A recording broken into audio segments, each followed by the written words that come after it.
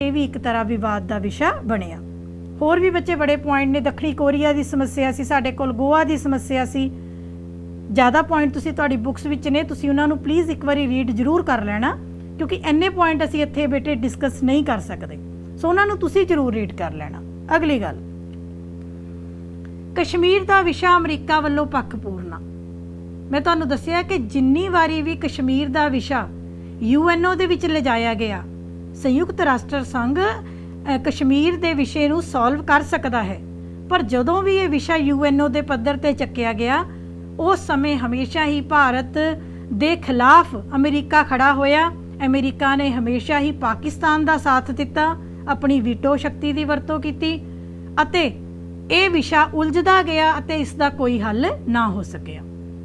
हाँ, रशिया भारत दा साथ दिंदा सी, जदों कि अमेरिका ने हमेशा ही पाकिस्तान दा साथ दिता। जे अमेरिका ने भारत दा साथ दिता हुंदा तां शायद अज कश्मीर पूरी तरह नाल भारत का ही एक हिस्सा बन जाना सी, पर अजिहा नहीं होया।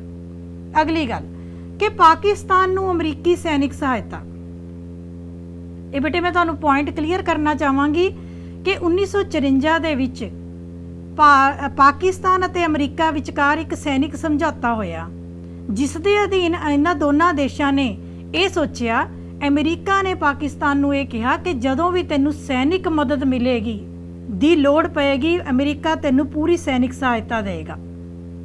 जो अमेरिका का रुख सी वो पाकिस्तान वाल नूं झुक गया। 1965 1971 तुसी किसे युद्ध की गल कर लो, कश्मीर विच पाए किसे लड़ाई की गल कर लीए, कदे भी देखिए जिथे भी हथियार मिले ने सैनिक सहायता ये सारी अमरीका की दिती हुई है पाकिस्तान नूं।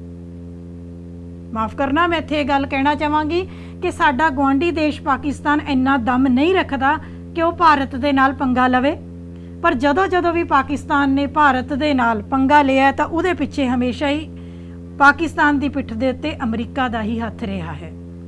अमरीका की मदद तो बिना पाकिस्तान भारत नूं कदे भी वंगार नहीं पा सकता।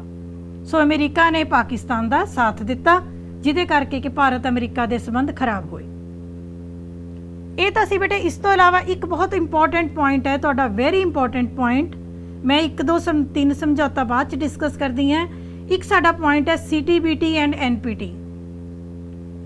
ये बेटे 2 संधियां सी, परमाणु अप्रसार संधियां। भारत ये संधियां अमेरिका वालों कड्डियां गईयां सी। ये की सी बेटे संधियां, वेरी इंपॉर्टेंट है, ध्यान नाल सुनना कि अमेरिका अते बाकी महाशक्तियां ने आप परमाणु हथियार बना लए, पूरी तैयारी कर ली परमाणु युद्ध की। उस तो बाद ये 2 संधियां कढ़ दित्तियां कि सारे देश इहदे ते साइन किते जाण कि असी परमाणु हथियार नहीं बनावांगे। सो भारत ने बड़ी सियाणप वरती अते भारत ने CTBT अते NPT ते साइन करन तो इनकार कर दिता। विश्व पद्धर दे विच बेटे भारत दी इस गल दी बड़ी नखेदी की गई कि भारत शांति प्रिय देश कहांदा है, पर भारत ने CTBT ते NPT ते साइन करनों इनकार क्यों कर दिता। उस वेले भारत ने जवाब दिता कि जां तां जिहड़े पहले परमाणु हथियार बने हैं उन्हां नूं खत्म कर दिता जावे, डिस्ट्रॉय कर दिता जावे, डिस्पोज ऑफ कर दिता जावे, जां असी भी पहला परमाणु हथियार बनावांगे, उस तो बाद असी इस संधि दे उत्ते साइन करांगे। ये ना होए कल नूं युद्ध छिड़ जाए, साडी तैयारी ना होवे ते कोई दूजा देश साडे ते परमाणु हथियारां दी वरतों करे। बहुत सियाणा डिसीजन सी, भावें विश्व पद्धर दे उत्ते इहदी निखेधी कीती गई, पर उस समय भारत अपनी गल ते अड़िग रहा अते भारत ने CTBT अते NPT नूं पक्षपात पूर्ण संधि दसदे होए साइन करन तो इनकार कर दिता। अमरीका दे सामने बेटे बहुत वड्डी चुनौती सी कि भारत ने उहदी भेजी हुई संधि दे उत्ते साइन करनों इनकार कर दिता। सो तुहानूं ये क्वेश्चन बहुत बारी पेपर च आउंदा है कि CTBT अते NPT ते भारत ने साइन करनों क्यों इनकार किया। तुहानूं कारण पता होना चाहिए। ये भी बेटे एक माड़ा संबंध सी। हुण आपां थोड़ी जी चंगे संबंधां दी गल करिए। 1 2 3 समझौता जिन्हों कहते 1 2 3 एग्रीमेंट, ये बेटे बहुत इंपॉर्टेंट है, तुसीं याद रखियो। It's very important, very very important. तुहानूं 4 अंकां दे विच इकल्ला प्रश्न आ सकता है। ये समझौता भारत अते अमरीका दे विचकार 2 मार्च 2006 नूं एक समझौता होया। ये परमाणु हथियारां दे इंधन संबंधी समझौता सी। ਇਹ ਸਾਡੇ ਪ੍ਰਧਾਨ ਮੰਤਰੀ ਡਾਕਟਰ ਮਨਮੋਹਨ ਸਿੰਘ ਅਤੇ ਜਾਰਜ ਬੁਸ਼, ਅਮਰੀਕਾ ਦੇ ਰਾਸ਼ਟਰਪਤੀ ਜਾਰਜ ਬੁਸ਼ ਦੇ ਵਿਚਕਾਰ ਹੋਇਆ। ਇਹ ਇੱਕ ਚੰਗਾ ਸਬੰਧ ਮੰਨਿਆ ਜਾਂਦਾ ਸੀ। ਹਾਲਾਂਕਿ ਭਾਰਤ ਦੇ ਕੁਝ ਇੱਕ ਪੋਲੀਟੀਕਲ ਪਾਰਟੀਜ਼ ਇਸ ਸਮਝੌਤੇ ਦੇ ਹੱਕ ਵਿੱਚ ਨਹੀਂ ਵੀ ਸਨ, ਪਰ ਫਿਰ ਵੀ ਇਹ ਸਮਝੌਤਾ ਹੋਇਆ। ਇਹ ਸਮਝੌਤੇ ਦਾ ਸਾਨੂੰ ਕੀ ਫਾਇਦਾ ਹੋਇਆ ਕਿ ਇਸ ਸਮਝੌਤੇ ਤੋਂ ਬਾਅਦ 2020 ਤੱਕ ਭਾਰਤ ਨੂੰ ਹਰ ਸਾਲ 20,000 ਮੈਗਾਵਾਟ, ਤੁਸੀਂ ਨੋਟ ਕਰ ਲੈਣਾ, ਬੁੱਕਸ ਵਿੱਚ ਵੀ ਹੈ, ਭਾਰਤ ਹਰ ਸਾਲ 20,000 ਮੈਗਾਵਾਟ ਬਿਜਲੀ ਜੋ ਹੈ ਉਹ ਪ੍ਰਾਪਤ ਕਰ ਸਕੇਗਾ। ਇਸ ਤੋਂ ਇਲਾਵਾ ਆਉਣ ਵਾਲੇ 40 ਸਾਲਾਂ ਤੱਕ, ਇਸ ਸਮਝੌਤੇ ਦੀ ਮਿਤੀ ਦੇ ਲਾਗੂ ਹੋਣ ਤੋਂ ਆਉਣ ਵਾਲੇ 40 ਸਾਲਾਂ ਤੱਕ ਜੋ ਸਾਡੇ ਪਰਮਾਣੂ ਕੇਂਦਰ ਨੇ ਉਹਨਾਂ ਦੇ ਲਈ ਇੰਧਨ, ਜੋ ਪਰਮਾਣੂ ਕੇਂਦਰਾਂ ਦੇ ਲਈ ਇੰਧਨ ਹੈ, ਉਹ ਸਾਰਾ ਅਮਰੀਕਾ ਸਪਲਾਈ ਕਰੇਗਾ। ਸੋ ਇਹ ਇੱਕ ਐਸੀ ਸਮਝੌਤਾ ਹੈ ਜਿਹਦੇ ਨਾਲ ਕਿ ਦੋਨਾਂ ਦੇਸ਼ਾਂ ਨੂੰ ਫਾਇਦਾ ਸੀ। ਭਾਵੇਂ ਇਹਦਾ ਵਿਰੋਧ ਹੋਇਆ, ਪਰ ਕਿਉਂਕਿ ਬਿਜਲੀ ਦੀ ਕਮੀ ਹੋਣ ਕਰਕੇ ਪਰਮਾਣੂ ਸ਼ਕਤੀ ਨੂੰ ਬਿਜਲੀ ਦੇ ਪਰਪਸ ਲਈ ਵਰਤਣਾ ਸੀ, ਇਹ ਸਮਝੌਤਾ ਭਾਰਤ ਦੇ ਵਿੱਚ ਲਾਗੂ ਕਰ ਦਿੱਤਾ ਗਿਆ।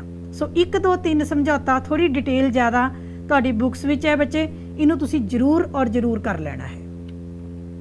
ਅਗਲੀ ਗੱਲ, ਪਾਕਿਸਤਾਨ ਨੂੰ ਅਮਰੀਕਾ ਵੱਲੋਂ ਸੈਨਿਕ ਸਹਾਇਤਾ ਹੈ, ਮੈਂ ਤੁਹਾਨੂੰ ਦੱਸ ਹੀ ਦਿੱਤੀ ਹੈ। ਫਿਰ ਮਾੜੇ ਸਬੰਧਾਂ ਦਾ ਇੱਕ ਕਾਰਨ ਹੈ ਕਿ ਪਾਕਿਸਤਾਨ ਨੂੰ ਅਮਰੀਕਾ ਸਮੇਂ-ਸਮੇਂ ਤੇ ਸੈਨਿਕ ਸਹਾਇਤਾ ਦੇ ਰਿਹਾ ਹੈ। ਜਿੰਨੀਆਂ ਵੀ ਪਾਕਿਸਤਾਨ ਕਾਰਵਾਈਆਂ ਕਰਦਾ ਹੈ ਉਹਦੇ ਪਿੱਛੇ ਹਮੇਸ਼ਾ ਹੀ ਅਮਰੀਕਾ ਦਾ ਹੱਥ ਰਿਹਾ ਹੈ। ਭਾਰਤ ਨੇ ਬੜੀ ਵਾਰੀ ਅਮਰੀਕਾ ਦੇ ਅੱਗੇ ਚੀਖੋ ਪੁਕਾਰ ਕੀਤੀ ਹੈ, ਆਪਣੀ ਗੱਲ ਲੈ ਕੇ ਗਿਆ ਹੈ ਕਿ ਪਾਕਿਸਤਾਨ ਸਾਡੇ ਦੇਸ਼ ਦੀ ਸ਼ਾਂਤੀ ਭੰਗ ਕਰ ਰਿਹਾ ਹੈ, ਪਰ ਅਮਰੀਕਾ ਨੇ ਪਹਿਲਾਂ ਕਦੇ ਵੀ ਇਸ ਗੱਲ ਦੇ ਉੱਤੇ ਵਿਚਾਰ ਨਹੀਂ ਕੀਤਾ। ਕਦੋਂ ਕੀਤਾ ਬੇਟੇ, ਕਦੋਂ ਕੀਤਾ? ਕਹਿੰਦੇ ਹੁੰਦੇ ਆ ਨਾ ਇੱਕ ਕਿ ਜਦੋਂ ਬੰਦੇ ਦੇ ਆਪਣੇ ਤੇ ਲੱਗਦੀ ਹੈ ਫਿਰ ਬੰਦੇ ਨੂੰ ਸਮਝ ਆਉਂਦਾ ਹੈ। ਸੋ ਇੱਕ ਬਹੁਤ ਵੱਡੀ ਘਟਨਾ ਵਾਪਰੀ 11 ਸਤੰਬਰ ਦੀ ਘਟਨਾ ਬੇਟੇ, ਤੁਹਾਨੂੰ ਸਭ ਨੂੰ ਪਤਾ ਹੈ 9/11 ਕੀ ਹੋਇਆ ਕਿ ਅਮਰੀਕਾ ਦੇ ਟਾਵਰਸ ਦੇ ਉੱਤੇ, ਵਪਾਰਕ ਟਾਵਰਸ ਦੇ ਉੱਤੇ, ਦੇਖੋ ਫੋਟੋਗ੍ਰਾਫ ਵੀ ਤੁਹਾਡੇ ਸਾਹਮਣੇ ਹੈ, ਤੁਸੀਂ ਟੀਵੀ ਤੇ ਵੀ ਇਹ ਘਟਨਾ ਬੜੀ ਚੰਗੀ ਤਰ੍ਹਾਂ ਵਿਸਥਾਰ ਨਾਲ ਦੇਖੀ ਹੋਣੀ। ਉਸ ਦੇ ਉੱਤੇ, ਟਾਵਰਸ ਦੇ ਉੱਤੇ ਬੰਬ ਮਾਰ ਕੇ ਉਹਨਾਂ ਨੂੰ ਤਹਿਸ-ਨਹਿਸ ਕਰ ਦਿੱਤਾ ਗਿਆ। 9/11 ਦੀ ਘਟਨਾ ਅਮਰੀਕਾ ਦੇ ਲੋਕ ਕਦੇ ਵੀ ਭੁੱਲ ਨਹੀਂ ਸਕਦੇ। ਸੋ ਇਸ ਘਟਨਾ ਦਾ ਬੇਟੇ ਨਤੀਜਾ ਕੀ ਨਿਕਲਿਆ? 2001 ਦੀ ਘਟਨਾ ਹੈ ਇਹ, 11 ਸਤੰਬਰ 2001 ਦੇ ਵਿੱਚ ਜਦੋਂ ਅਮਰੀਕਾ ਦੇ ਟਾਵਰਸ ਦੇ ਉੱਤੇ ਪਾਕਿਸਤਾਨੀ ਅੱਤਵਾਦੀਆਂ ਵੱਲੋਂ ਬੰਬ ਮਾਰ ਕੇ ਇੰਨੇ ਬੰਦੇ ਮਰ ਗਏ, ਇੰਨਾ ਨੁਕਸਾਨ ਹੋਇਆ, ਉਸ ਵੇਲੇ ਅਮਰੀਕਾ ਇੱਕ ਵਾਰੀ ਕੰਬ ਗਿਆ। ਅਮਰੀਕਾ ਨੂੰ ਉਸ ਦਿਨ ਇਹ ਗੱਲ ਸਮਝ ਆਈ ਕਿ ਅੱਛਾ ਇਹ ਜਿਹੜੀ ਆਪਣੀਆਂ ਗਤੀਵਿਧੀਆਂ ਹਨ ਇਹ ਸਾਰੀਆਂ ਕਿੰਨਾ ਨੁਕਸਾਨ ਦੇ ਰਹੀਆਂ ਹਨ। ਸੋ ਇਸ ਘਟਨਾ ਤੋਂ ਬਾਅਦ ਅਮਰੀਕਾ ਦੀਆਂ ਅੱਖਾਂ ਆਪਾਂ ਕਹਿ ਸਕਦੇ ਹਾਂ ਸਹੀ ਮਾਇਨਿਆਂ ਵਿੱਚ ਅੱਤਵਾਦੀਆਂ ਦੇ ਵੱਲ ਗਈਆਂ ਅਤੇ ਉਸਨੇ, ਭਾਰਤ ਨੇ ਵੀ ਇਸ ਘਟਨਾ ਦੀ ਨਿਖੇਧੀ ਕੀਤੀ ਅਤੇ ਇਹ ਗੱਲ ਕਹੀ ਕਿ ਇਹ ਸਾਰਾ ਕੁਝ ਨਹੀਂ ਹੋਣਾ ਚਾਹੀਦਾ। ਇਸੇ ਤਰੀਕੇ ਦੇ ਨਾਲ ਬੇਟੇ ਮੈਂ ਤੁਹਾਨੂੰ ਦੱਸਣਾ ਚਾਹਾਂਗੀ ਕਿ ਭਾਰਤ ਇੱਕ ਬਹੁਤ ਵੱਡੀ ਮੰਡੀ ਹੈ। ਭਾਰਤ ਦੀ ਅਰਥ ਵਿਵਸਥਾ ਦੀ ਅੱਜ ਅਮਰੀਕਾ ਨੂੰ ਲੋੜ ਹੈ, ਅਮਰੀਕਾ ਨੂੰ ਆਪਣੀ ਚੀਜ਼ਾਂ ਵੇਚਣ ਦੇ ਲਈ। ਇਸ ਕਰਕੇ ਵੀ ਅੱਜ ਜੋ ਅਮਰੀਕਾ ਹੈ ਉਹ ਭਾਰਤ ਵੱਲ ਨੂੰ ਝੁਕਦਾ ਜਾ ਰਿਹਾ ਹੈ, ਕਿਉਂਕਿ ਅਮਰੀਕਾ ਨੂੰ ਆਪਣੀਆਂ ਚੀਜ਼ਾਂ ਦੇ ਲਈ, ਕੰਪਨੀਆਂ ਦੇ ਲਈ ਭਾਰਤ ਦੀ ਅਰਥ ਵਿਵਸਥਾ ਦੀ ਲੋੜ ਹੈ। ਸੋ ਨਤੀਜੇ ਦੇ ਤੌਰ ਤੇ ਬੇਟੇ ਮੈਂ ਤੁਹਾਨੂੰ ਇਹ ਦੱਸਣਾ ਚਾਹਾਂਗੀ ਕਿ ਲਾਦੇਨ, ਆਖਿਰ ਦੇ ਵਿੱਚ ਅਮਰੀਕਾ ਨੇ ਆਪਣੀ ਜੋ 9/11 ਦੀ ਘਟਨਾ ਦਾ ਨਤੀਜਾ ਕੀ ਨਿਕਲਿਆ ਕਿ ਉਹਨਾਂ ਨੇ ਲਾਦੇਨ ਦੀ ਹੱਤਿਆ ਕੀਤੀ। ਪਾਕਿਸਤਾਨ ਦੇ ਅੰਦਰ ਜਾ ਕੇ ਉਹਨਾਂ ਨੇ ਇਸ ਦਾ ਬਦਲਾ ਲਿਆ। ਦੇਖੋ ਪਾਕਿਸਤਾਨ ਦੇ ਵਿੱਚ ਉਹ ਅੱਤਵਾਦੀ ਪਾਏ ਜਾ ਰਹੇ ਸੀ ਔਰ ਉਹਨਾਂ ਦੀ ਸਰਕਾਰ ਕਹਿੰਦੀ ਹੈ ਕਿ ਸਾਨੂੰ ਤਾਂ ਇਹਨਾਂ ਅੱਤਵਾਦੀਆਂ ਬਾਰੇ ਪਤਾ ਹੀ ਨਹੀਂ ਸੀ। ਜਦੋਂ ਅਮਰੀਕਾ ਦੇ ਬਰਾਕ ਓਬਾਮਾ, ਉਹਨਾਂ ਦੇ ਰਾਸ਼ਟਰਪਤੀ ਨੇ ਲਾਦੇਨ ਦੀ ਹੱਤਿਆ, ਐਡਾ ਵੱਡਾ ਕਾਂਡ ਜਾ ਕੇ ਪਾਕਿਸਤਾਨ 'ਚ ਹੋਇਆ, ਉਸ ਸਮੇਂ ਸਾਰੇ ਸੰਸਾਰ ਦੇ ਸਾਹਮਣੇ ਗੱਲ ਸਮਝ 'ਚ ਆਈ ਕਿ ਪਾਕਿਸਤਾਨ ਨਾ ਸਿਰਫ ਭਾਰਤ ਨੂੰ ਬਲਕਿ ਅਮਰੀਕਾ ਵਰਗੇ ਵੱਡੇ ਦੇਸ਼ ਦੇ ਵਿੱਚ ਵੀ ਸ਼ਾਂਤੀ ਭੰਗ ਕਰ ਸਕਦਾ ਹੈ। ਸੋ ਸਾਡੇ ਪ੍ਰਧਾਨ ਮੰਤਰੀ ਵੱਲੋਂ, ਸਾਡੇ ਕੇਂਦਰੀ ਮੰਤਰੀਆਂ ਵੱਲੋਂ ਸਮੇਂ-ਸਮੇਂ ਤੇ ਬੱਚੇ ਬਹੁਤ ਜ਼ਿਆਦਾ ਕੋਸ਼ਿਸ਼ ਕੀਤੀ ਜਾ ਰਹੀ ਹੈ ਕਿ ਹੁਣ ਭਾਰਤ ਅਤੇ ਅਮਰੀਕਾ ਦੇ ਸਬੰਧਾਂ ਨੂੰ ਸੁਧਾਰਿਆ ਜਾ ਸਕੇ। ਸਾਡਾ ਵਪਾਰ ਵੀ ਬੇਟੇ 21 ਬਿਲੀਅਨ ਤੋਂ ਵੱਧ ਕੇ 50 ਬਿਲੀਅਨ ਤੱਕ ਪਹੁੰਚ ਚੁੱਕਾ ਹੈ। ਹੁਣ ਭਾਰਤ ਅਤੇ ਅਮਰੀਕਾ ਵਿਚਕਾਰ ਵਪਾਰਕ ਸਬੰਧ ਜਿਹੜੇ ਨੇ ਉਹ ਵੀ ਅੱਗੇ ਦੇ ਨਾਲੋਂ ਬਹੁਤ ਇਹਨਾਂ ਵਪਾਰਕ ਸਬੰਧਾਂ ਵਿੱਚ ਸੁਧਾਰ ਆਇਆ ਹੈ। ਨਿਊਕਲੀਅਰ ਖੇਤਰ ਦੇ ਵਿੱਚ ਵੀ ਸੁਧਾਰ ਆਇਆ ਹੈ। ਇੱਥੋਂ ਤੱਕ ਕਿ ਅਮਰੀਕਾ ਨੇ ਇਹ ਵੀ ਵਿਸ਼ਵਾਸ ਦਿਵਾਇਆ ਹੈ ਕਿ ਅਸੀਂ UNO ਦੇ ਵਿੱਚ ਵੀ ਭਾਰਤ ਨੂੰ ਸੁਰੱਖਿਆ ਪਰਿਸ਼ਦ ਦੇ ਵਿੱਚ ਮੈਂਬਰ ਦੇ ਤੌਰ ਤੇ, ਪੱਕੇ ਮੈਂਬਰ ਦੇ ਤੌਰ ਦੇ ਉੱਤੇ ਅਸੀਂ ਪ੍ਰੋੜਤਾ ਕਰਾਂਗੇ।